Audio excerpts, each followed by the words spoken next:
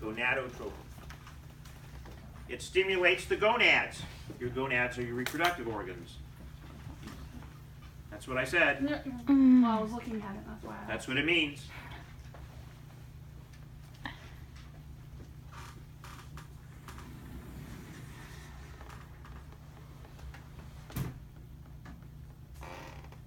Now, if a woman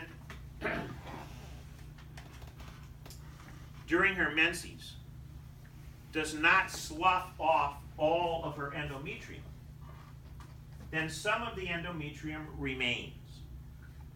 And if the next month she doesn't slough off all of her endometrium and a little more remains, so that month after month her endometrium, the remaining endometrium, gets thicker and thicker, that is called endometriosis.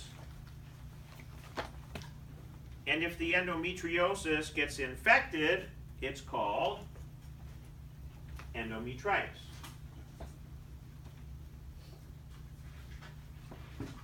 And we can try treating it with antibiotics, but for the most part, what you end up having to do is scrape the endometrium out.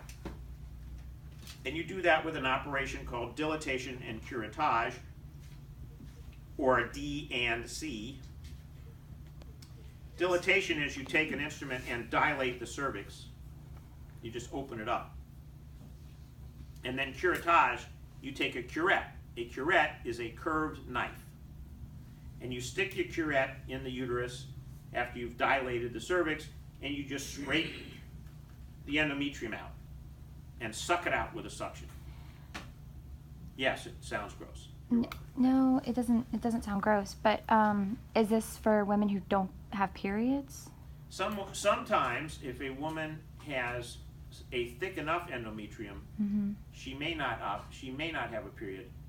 But for the most part, what happens is they get very painful or irregular periods, or they can get very, very, very heavy periods because they've got all this additional endometrium that they're trying to get rid of every month. Now, what about birth control? There's some birth controls out there where women, they don't get periods while they're on. Right. So it used to be, once upon a time, again, before you characters were born, that the original birth control pills were high-dose estrogen and high-dose progesterone, and basically the poor endometrium just didn't know what hit it. And these very high doses of hormones would keep a fertilized egg from implanting. Okay. And so the original birth control pills allowed fertilization of the egg, but the embryo never implanted. That's how that worked. Long ago. There are no birth control pills like that anymore. You can understand why there were religions who believed that it becomes a human, the fertilized egg is human at fertilization, who absolutely forbade the use of those birth control pills. And unfortunately, for some religions, that rule is still in effect, even though no birth control pill works that way now. None.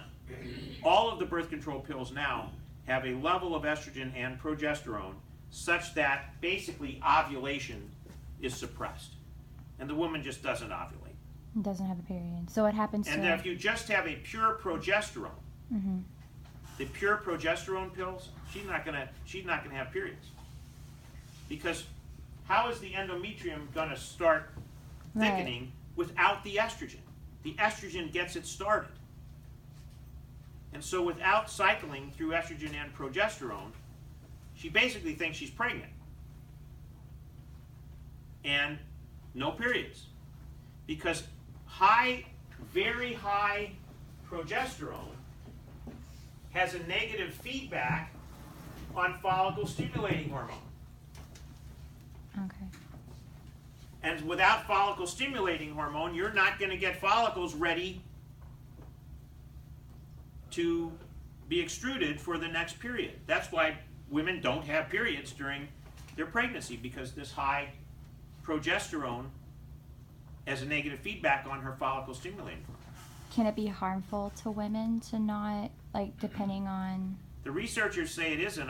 I'm not a gynecologist, but the researcher says it doesn't hurt them. I mean, it's not the way we were made, Right. but you know, there's years and years of experience of people saying it doesn't hurt. Okay. I was just wondering, like, what happens if they you know, don't, and okay. If they what? If they don't have periods, like, what happens to all that? Well, it's not there because it's not, it's not there okay. because you need the estrogen to stimulate the beginning of the endometrial proliferation. Okay.